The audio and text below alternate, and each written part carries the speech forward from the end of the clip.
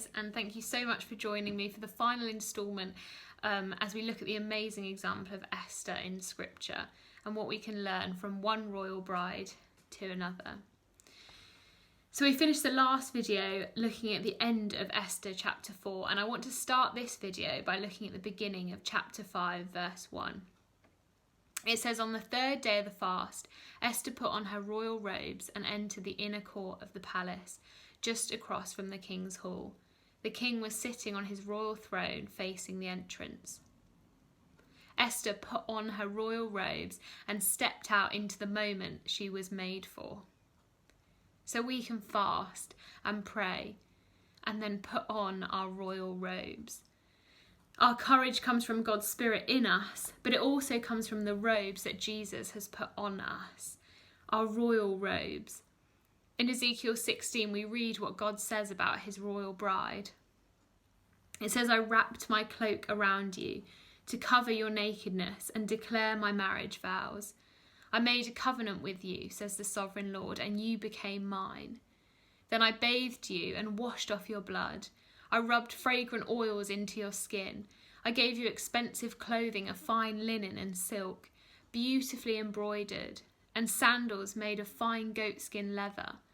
I gave you lovely jewellery, bracelets, beautiful necklaces, a ring for your nose, earrings for your ears, and a lovely crown for your head. And so you were adorned with gold and silver. Your clothes were made of fine linen and costly fabric, and were beautifully embroidered. You ate the finest foods, choice flour, honey, and olive oil, and became more beautiful than ever. You looked like a queen, and so you were. Your fame soon spread throughout the world because of your beauty. I dressed you in my splendour and perfected your beauty, says the sovereign Lord." We're no longer orphans, poor beggars. We're now secure children with a faithful father. We are royal brides, and our bridegroom is the King of Kings. We've been clothed in privilege, beauty, and splendour. But I felt really challenged reading this story in Esther. How do we use the privilege, the beauty, and the splendour that God has so freely given us? Ezekiel 16 goes on in verse 15 and says, "But you thought your fame and beauty were your own. So you gave yourself as a prostitute to every man who came along. Your beauty was theirs for the asking. You used the lovely things that I gave you to make shrines for idols, where you played the prostitute." Have we used our platform, our privilege, our beauty, the splendour of Jesus, for our own glory and fame, for our own comfort and gain? Sitting back in royal quarters, have we prostituted ourselves to the things of this world? Or do we use our privilege, our beauty, our splendour to bless and move the very heart of the one who won it for us, no matter what it costs us? If we die, we die. We read in Esther 4 verse 16, Esther declares, "Though it is against the law, I will go in to see the king. If I must die, I must die." What amazing courage. Her greatest fear of stepping out was that she might die. And yet she declares in the face of that fear, "If I die, I must die." Now, I'm no scientist or politician, and I have no idea what's coming tomorrow, next week, next year, even in our lifetime. But I do know we have Jesus, and nothing is worth more to me.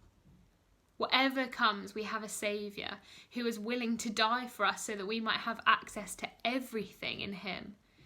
So when God asks us to step out for him, even when it shakes us to our deepest fears, we can remain confident in one thing: Jesus. If I'm rejected, I have Jesus. If I lose all I have Jesus. If I have to walk through this, then I walk it with Jesus. If I must die, I have Jesus. If this happens, if that happens, we have Jesus, and he's clothed us in his royal robes.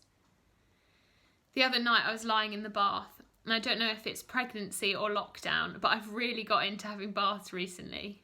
So I had a bit of worship music on, And as I was listening to this one song, I really felt God challenge me. Beth, is it me you want? Or do you want what I can give to you? This is something he challenges me on regularly. But as I was praying into it, I felt him show me that actually this was a challenge to the whole church. I really believe God's bringing us into a new season. But the challenge is, do we just want him in this new season? Or do we want what he's going to give to us or do for us? I felt him say that the mark of this new season will be love. That right at the core of what he's doing, what he's bringing us into, will be a bride totally in love with him, devoted to him, and that he is all we want. I was reminded of one of my favourite passages in Exodus 33, when God says to Moses, okay, I'll give you the promised land. I'll deliver you there safely. I'll give what I've promised, but I'm not going with you. So Moses refuses. He says, if you don't personally go with us, don't make us leave this place. How will anyone know that you look favourably on me and on your people, if you don't go with us? For your presence among us sets your people and me apart from all other people on earth. Jesus has clothed us with royal robes. We're clothed with the presence of God, and his relationship with us is what distinguishes us, sets us apart from all other people on earth.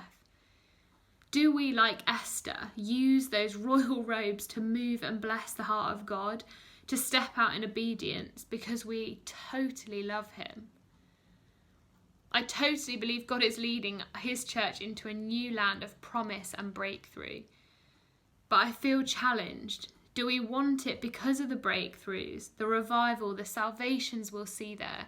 Or like Moses, do we actually not care what it looks like? We just want Jesus, our first love, to be with us.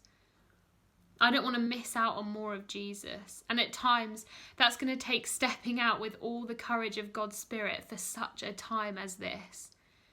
We probably wouldn't even have the book of Esther at all if she decided to stay safely in her royal courts and keep quiet. And I don't know about you, but when I meet Jesus face to face, I don't want to get there having stayed quiet, remain tucked away safely and served myself all the way to meaninglessness. I would much rather get there on my hands and knees, grazed and a bit battered, having stepped out courageously time and time again here on earth, with crowns to cast at his feet as he looks at me and says, well done, good and faithful servant. I want to move the heart of my bridegroom. I was listening to this song by Maverick City a few weeks ago, and the lyrics spoke exactly what was on my heart. It says, I just want to move your heart. It's all I want to do. I just want to stand in awe and pour my love on you, no matter how much the cost. I freely give it all to you. Is it a fragrance? Then I'll pour my oil out. Is it a life laid down? Then here I give my vows. Is it a song I sing? Then here's every melody. Just tell me what moves you. Tell me what moves you. We are the royal bride of Christ. We're created to be dangerous, to rise up and step out for God, to use us as part of his plan to redeem this world. So let's fast and pray and put on our royal robes and arise with the courage of God's Spirit, stepping into whatever he might be calling us to. Let's pray.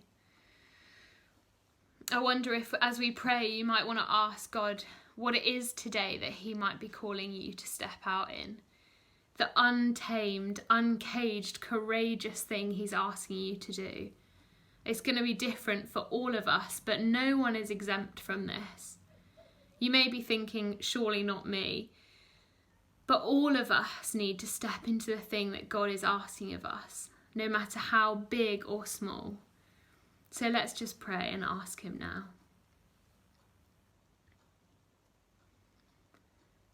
Lord, we thank you that you clothe us in royal robes. Robes we could never earn, Lord, or deserve. But Lord, you chose us. and you clothed us in royalty and your beauty and your splendour. Lord, you set us apart. And we pray that you would use us, God. Show us today the untamed, uncaged, courageous things you're calling us to, Lord, that we might step out in your power and in your authority, clothed in your royal robes as the bride of Christ. Amen.